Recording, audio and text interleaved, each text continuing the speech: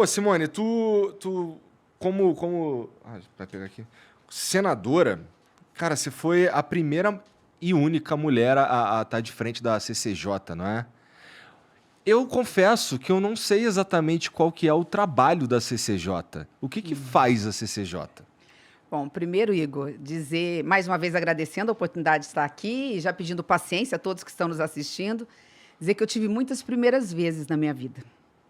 Espera, presta atenção que eu vou explicar o que é isso. Tá. Vamos com calma. Sem saber e de nada, não foi nada proposital na minha vida. Eu virei a primeira mulher prefeita da minha cidade natal, Três Lagoas, que é divisa aqui com o estado de São Paulo. Fui reeleita prefeita, com mais de 70% dos votos. Fui a primeira vice-governadora do meu estado.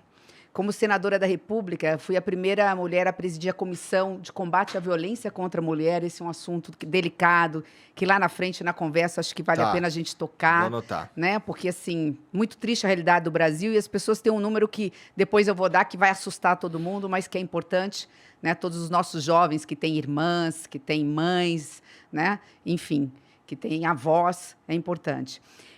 Depois, eu fui a primeira mulher a presidir a comissão mais importante do Congresso Nacional, que é a CCJ, que eu vou explicar o que é, a Comissão de Constituição e Justiça.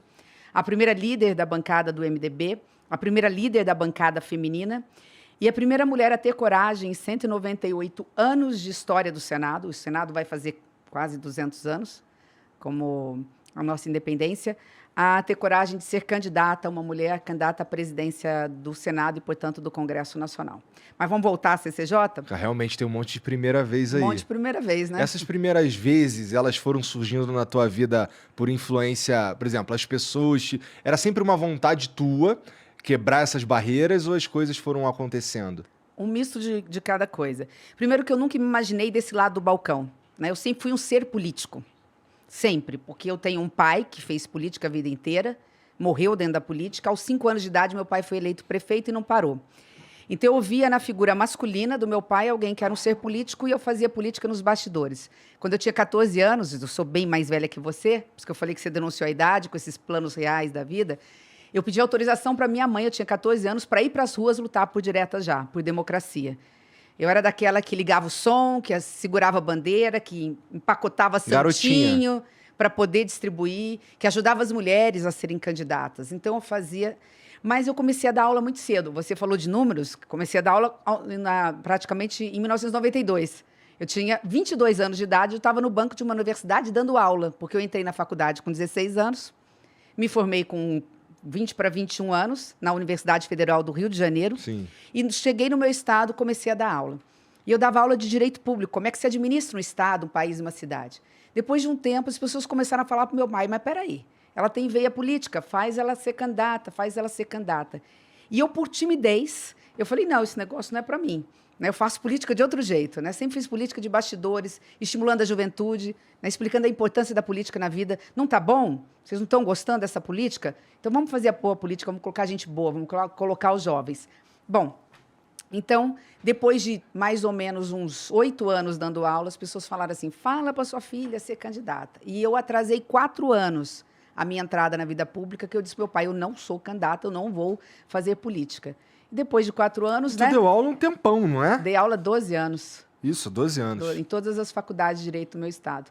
Depois de 4 anos, como uma boa filha, acabei cedendo à vontade. Falei, tudo bem, vou ser candidata. E virei deputada estadual.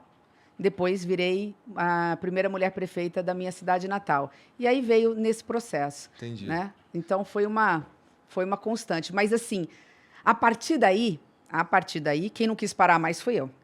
Quer dizer, depois que eu virei prefeita da minha cidade, vi a responsabilidade, fui reeleita prefeita. E reeleita com índices bem altos, mais de 70% dos votos.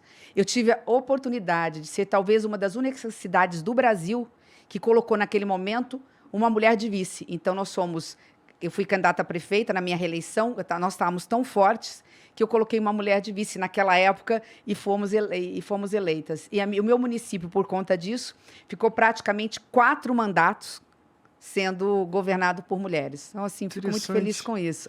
Interessante. Tem quantos habitantes tem lá? Agora deve estar algo em torno de 130, 135 mil habitantes. Tá. E nós levamos, na época, as maiores fábricas do mundo de celulose. Eu fui considerada a prefeita da indústria, da geração de emprego, por muito tempo no estado de Mato Grosso do Sul. O que tu atribui? Essas primeiras vezes não, que você perguntou? Não, peraí, é que você na segunda, na reeleição, tu é reeleita com 76%. Não é isso? 76%. A que tu atribui, assim, toda essa galera gostar tanto do teu trabalho? Muito suor. É? Muito suor. 24 horas por dia trabalhando. É que muito suor, Simone, quando você fala assim, muito suor, não traduz de forma prática. Vamos lá. O que é muito suor? É trabalhar 24 horas por dia, olhar no olho do cidadão, dizer não quando não dá conta, com verdade, dizer sim quando pode, fazer o impossível para resolver a vida das pessoas. Minha cidade, quando eu peguei a prefeitura de Três Lagoas, estava quebrada. Então, havia se passado 10 anos sem se fazer uma escola, 10 anos sem se construir uma casa popular. Como era divisa com o estado de São Paulo, eu pegava meu carro, porque a prefeitura não tinha um carro bom, e eu vinha para o interior de São Paulo, Barueri, que todo mundo acho que conhece, né? E vinha atrás das fábricas. Falei, tudo bem, você tem a fábrica aqui, abre uma filial, abre uma portinha lá na minha cidade está precisando de emprego. Nós temos termoelétrica, nós temos hidrelétrica, é proximidade com o estado de São Paulo, estrada duplicada. Vamos lá, vamos conhecer. Tem energia em abundância, que era da CESP. E eles iam. A cada 10, um ficava. Vou abrir uma porta, vou gerar emprego aqui. Então, quando a gente levou a indústria para a cidade, fez toda a diferença. Começou a entrar dinheiro em caixa, porque a indústria paga imposto, e a gente transformou esse dinheiro, esse imposto pago, né, fizemos a multiplicação do pão. A gente conseguiu realizar o sonho das pessoas. Eu fui a prefeita, quando eu terminei, até então, que mais tinha feito casas populares, que mais fez escolas, que mais fez creches, que mais fez clínicas públicas de saúde. Construímos clínica de saúde da mulher, clínica de saúde de pequenas cirurgias, clínica de saúde de ortopedia, da criança, enfim. A que mais gerou emprego, a que mais aumentou a renda, a que mais fez áreas de lazer, enfim, a que mais fez asfalto, que mais fez drenagem. Até então, porque agora, graças a Deus, os outros prefeitos foram melhores do que eu, que é isso que a gente quer. O que é interessante você falar isso, assim, porque geralmente os políticos batem nos outros políticos. Não, de jeito nenhum. Eu sou professora, antes de tudo. Eu falo assim, que tem 3 momentos que marcaram muito a minha vida. Muito. Que me transformaram no ser melhor do que eu sou. Todos nós nascemos como crianças egoístas, né? Egocêntricos. Ainda mais numa casa que não falta pão. Na minha casa nunca faltou pão. Mas eu tive 2 grandes valores dentro da minha casa. Meu pai, com espírito público, um homem público com 40 anos de vida pública, nunca teve uma mancha na vida dele. E minha mãe, muito religiosa. Então, ela dizia assim, minha filha, ninguém é feliz vendo a infelicidade dos outros. E meu pai dizendo, o dinheiro público, quem tem poder é para servir, não para ser servido. O dinheiro é do povo, você tem que colocar onde o povo precisa. Então, fui criada dessa forma. Mas tem 3 momentos na minha vida que eu acho que me transformaram para melhor, enquanto ser humano. Um foi sala de aula, professora. Só é bom professor quem é altamente altruísta. Quer dizer, é uma redundância, né? Isso, acabei de falar uma besteira aqui. Quem é altruísta, você como professor de inglês sabe disso. Você tem que se doar, porque se você não se doa, se você não se entrega, você não é um bom professor. Então, isso mudou. Você não consegue criar uma conexão com teus alunos, né? E o segundo momento foi a maternidade. Ser mãe... Isso muda todo mundo. Muda. Mudam como pai, como mãe, mas como mãe eu acho que é por conta daquela coisa umbilical, eu não tenho a menor dúvida que para mãe é ainda mais eu não sei, porque para mim mudou a minha vida mesmo.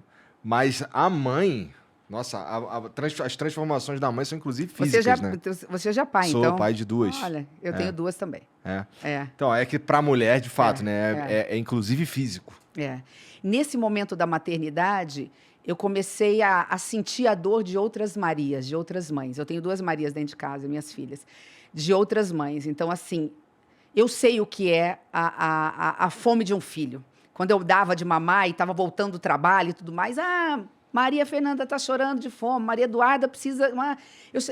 Eu senti, eu queria 10 minutos, né, de atraso para dar de mamar. Aí a gente fica imaginando o que é a dor hoje de uma mãe que não tem o que dar de comer para o seu filho. Elas são próximas, as 2? 3 anos de diferença exatas.